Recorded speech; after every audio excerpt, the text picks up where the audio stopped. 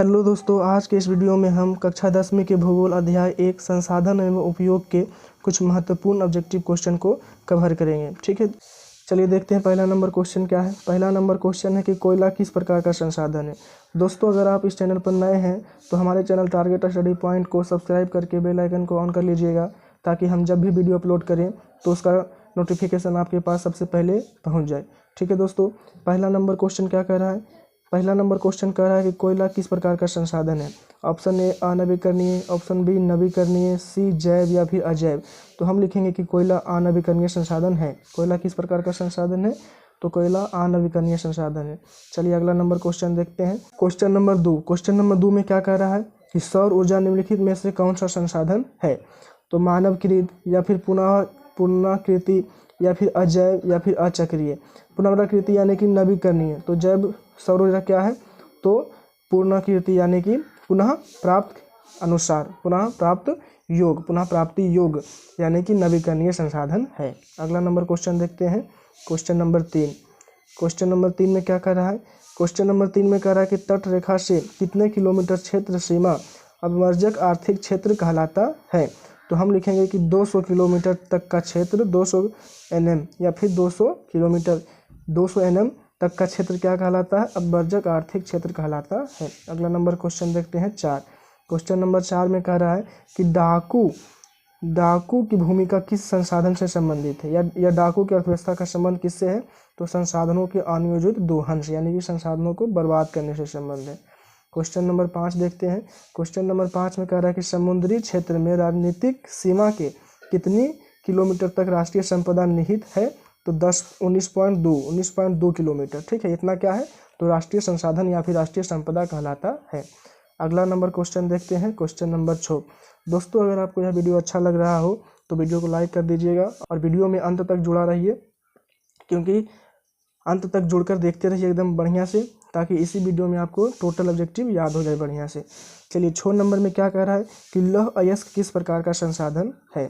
तो लिखेंगे कि लौह अयस्क अनवीकरणीय संसाधन है। लौह अयस्क कैसा है, तो अनवीकरणीय संसाधन है, क्योंकि जब लौह अयस्क एक बार खत्म हो जाएगा तो उसे पुनः प्राप्त करने में लाखों साल का वर्ष लग जाएगा। ठीक है, अगला नंबर देखते हैं। Question number 7। क्वेश्चन नंबर 7 में कह रहा है कि ज्वारीय ऊर्जा निम्नलिखित में से किस प्रकार का संसाधन है। पुनः प्राप्ति योग या फिर मानवकृत या फिर जैव या फिर अचक्रीय। तो हम लिखेंगे कि ज्वारीय ऊर्जा पुनः प्राप्ति योग्य संसाधन है। ठीक है, अगला नंबर देखते हैं। क्वेश्चन नंबर 8 में क्या कह रहा है कि पंजाब में भूमि निम्नीकरण का मुख्य कारण क्या है, तो अति सिंचन यानी कि पंजाब में बहुत सारा पानी से खेत को सींचा जाता है, जिसके कारण क्या होता है, पंजाब का जो भूमि है यानी कि मिट्टी है वो खराब हो जाता है। निम्नीकरण मतलब क्या होता है, मिट्टी का खराब होना भूमि निम्नीकरण कहलाता है। अगला नंबर क्वेश्चन देखते हैं।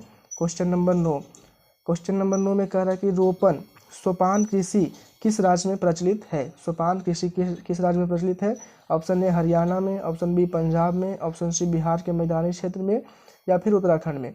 तो हम लिखेंगे कि सोपान कृषि उत्तराखंड में प्रचलित है। कहाँ है, तो उत्तराखंड में प्रचलित है। ठीक है, अगला नंबर क्वेश्चन देखते हैं। Question number 10। क्वेश्चन नंबर 10 में कह रहा है कि मरुस्थलीय मृदा का विस्तार निम्न में से कहाँ है। मरुस्थलीय मृदा का विस्तार निम्न में से कहाँ है, तो ऑप्शन ए उत्तर प्रदेश या फिर राजस्थान या फिर कर्नाटक या फिर महाराष्ट्र। तो हम लिखेंगे कि मरुस्थलीय मृदा का विस्तार कहाँ है, तो राजस्थान में। कहाँ है, राजस्थान में मरुस्थलीय मृदा का विस्तार है। अगला नंबर क्वेश्चन देखते हैं 11। क्वेश्चन नंबर 11 में कह रहा है कि मेढक के प्रजनन को नष्ट करने वाले रसायन कौन सा है। तो हम लिखेंगे एंड्रीन। एंड्रीन एक ऐसा रसायन है जो मेढक के प्रजनन को नष्ट कर देता है। ठीक है, अगला नंबर क्वेश्चन 12। क्वेश्चन 12 में कह रहा है कि काले मृदा का दूसरा नाम क्या है। तो काले मृदा का दूसरा नाम रेगूर मृदा है। दोस्तों, हम थोड़ा सा फास्ट पढ़ा रहे हैं ताकि आपका समय भी बचे और ज़्यादा से ज़्यादा ऑब्जेक्टिव हम आपको पढ़ा सके, ठीक है, बता सके। अगला नंबर देखते हैं 13 में कह रहा है कि वृत्त क्षेत्र में जल की उपस्थिति के कारण ही पृथ्वी का रंग कैसा है, तो नीला ग्रह। पृथ्वी के बहुत ही बड़ा क्षेत्र पर जल पाया जाता है, जिसके कारण पृथ्वी को कौन सा ग्रह कहते हैं, तो नीला ग्रह। अगला नंबर क्वेश्चन देखते हैं 14। क्वेश्चन 14 में कह रहा है कि कुल जल का कितना प्रतिशत भाग महासागरों में निहित है। तो हम लिखेंगे कि 96.5% क्या है, महासागरों में निहित है। ठीक, अगला नंबर क्वेश्चन देखते हैं। Question number 15। क्वेश्चन नंबर 15 में कह रहा है कि देश के बांधों को किसने भारत का मंदिर कहा है। देश के बांधों को किसने भारत का मंदिर कहा है, तो पंडित जवाहरलाल नेहरू ने देश में जितने भी बांध है उनको क्या कहें, तो भारत का मंदिर कहें। अगला नंबर क्वेश्चन देखते हैं, क्वेश्चन नंबर 16। क्वेश्चन नंबर 16 में कह रहा है कि प्राणियों के शरीर में कितना प्रतिशत जल की मात्रा निहित है। तो हम लिखेंगे कि प्राणियों के शरीर में 70% जल की मात्रा निहित है।